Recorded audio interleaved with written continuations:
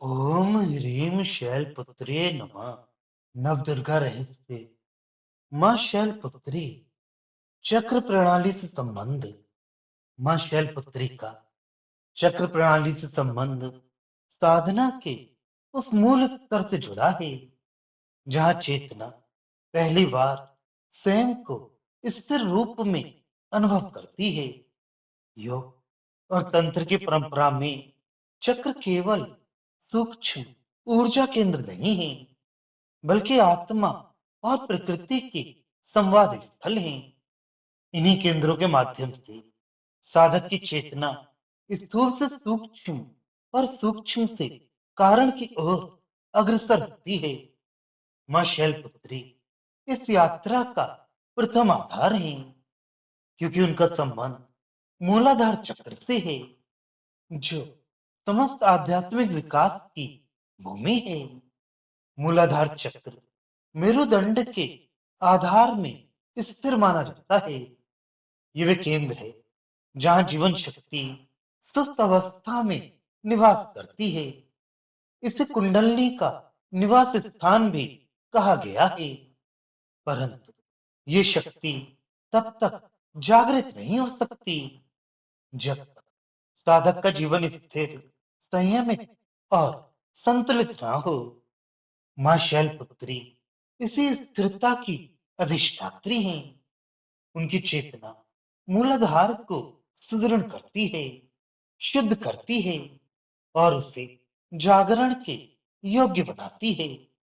जब साधक का मूलाधार दुर्बल होता है, तब उसके जीवन में भय, असुरक्षा, लोभ और अस्थिरता बढ़ जाती है।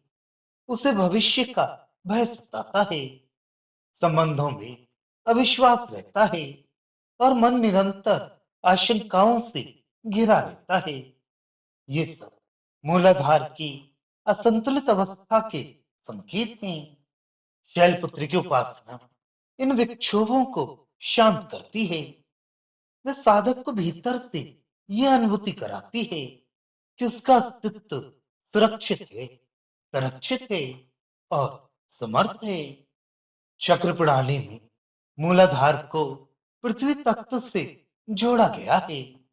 ये संयोग संयोग मात्र नहीं, बल्कि गहन आध्यात्मिक तथ्य है। पृथ्वी जैसे सबको धारण करती है, वैसे ही मूलाधार समस्त ऊर्जा प्रवाह को आधार देता है। शैलपुत्री इस पृथ्वी तत्व और मूलाधार के बीच की सेतु है। उनके ध्यान से साधक अपने भीतर उस स्थिर भूमि का अनुभव करता है, जिस पर उसकी साधना का समस्त भवन निर्मित होता है। मां शैलपुत्री की चेतना मूलाधार में केवल ऊर्जा नहीं भरती, बल्कि विवेक भी स्थापित करती है।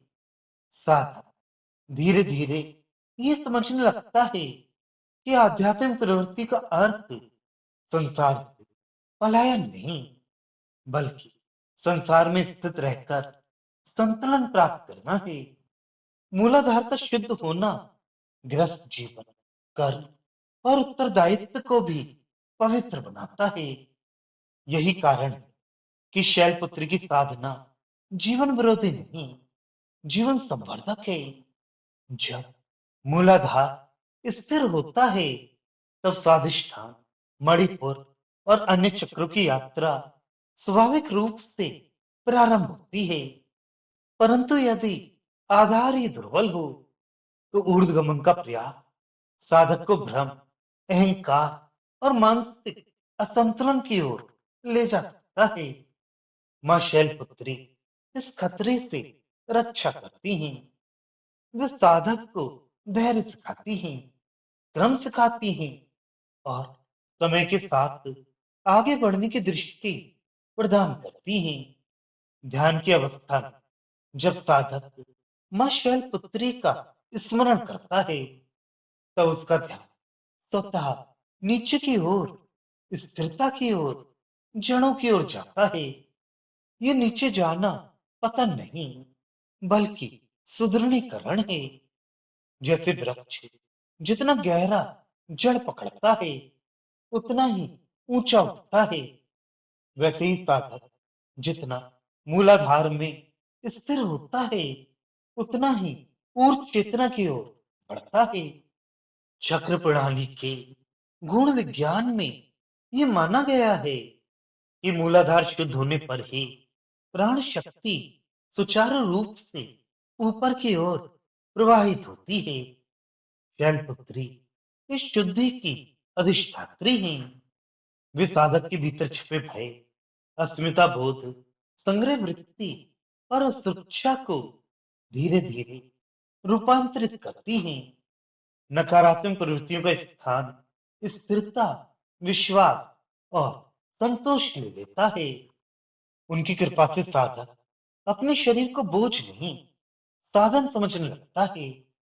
मूलाधार का संतुलन शरीर और आत्मा के बीच सेतु बनाता है।